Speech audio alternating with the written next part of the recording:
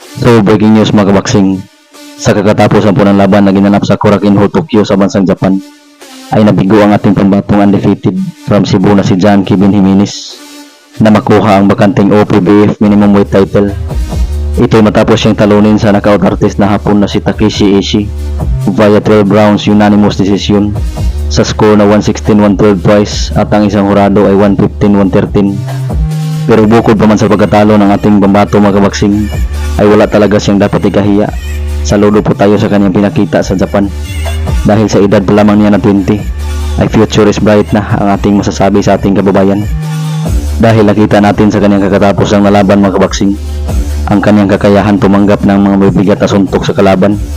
May hip movement na at saka may footwork. Yung kulang lang talaga mga kabaksing nakikita natin ay kailangan ba niyang i-improve ay ang kanyang power. So dahil sa kanyang pagkatalo ay nalasap ni John Kevin Jimenez ang kanyang kauna-unahang talo na may 8 wins with 3 knockouts.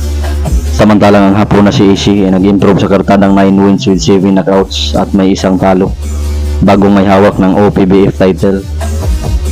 Samantalang sa ibang balita mga kabaksing, ay sa latest rankings nga po ng WBO sa Junior Featherweight o Super Bantamweight Division sa buwan ng September, ay umabante ang ating pambato na si Carl James Wonderboy Martin sa pangalawang pwesto mula sa number 3 spot.